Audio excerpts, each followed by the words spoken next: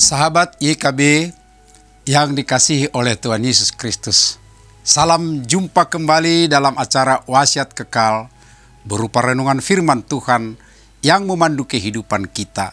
Bersama saya Pendeta Robert S. Pandiangan dari Gereja Huria Kristen Batak Protestan, Resort Mampang Perapatan, anggota PGW DKI Jakarta.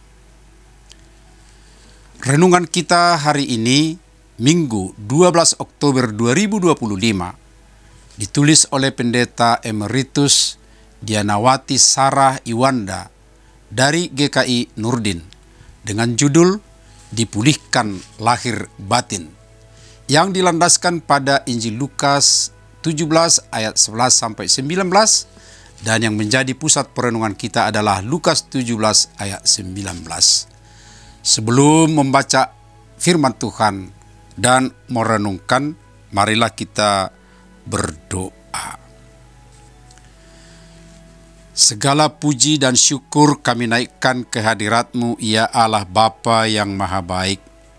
Kesempatan indah Engkau berikan di sela kegiatan kami dan di sela ibadah kami sepanjang hari.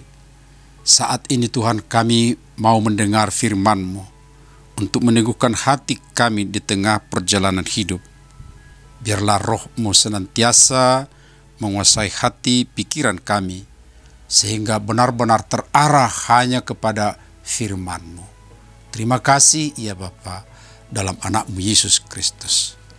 Amin. Sahabat, saya akan bacakan untuk kita dari Lukas 17 ayat 19. Dengarkanlah firman Tuhan.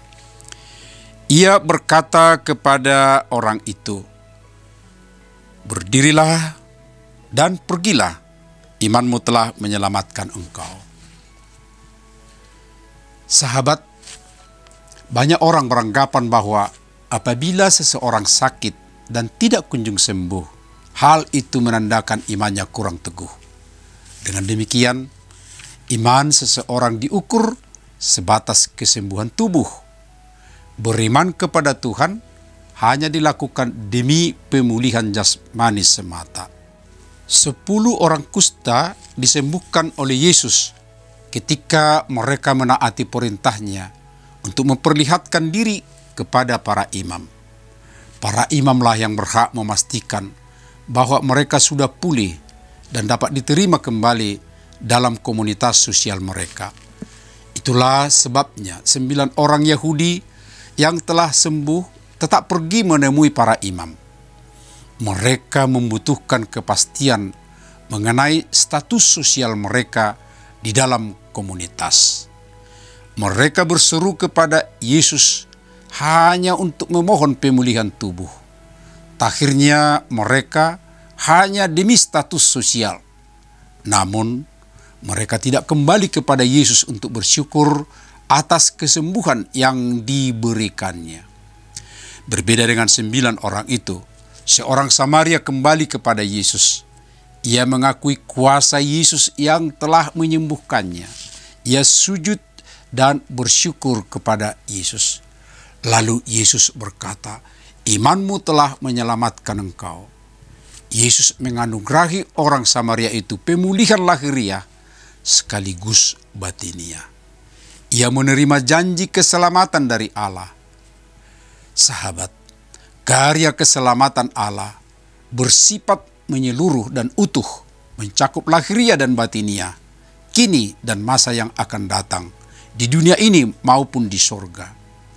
Karena itu, marilah kita beriman kepada Tuhan, bukan hanya demi berkat lahiriah semata, tetapi juga demi keselamatan jiwa kita. Marilah kita berdoa.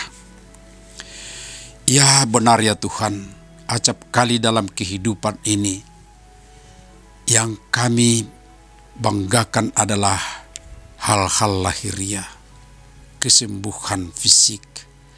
Tetapi saat ini kami disadarkan bahwa perlu baik lahiriah, batiniah kami harus selamat.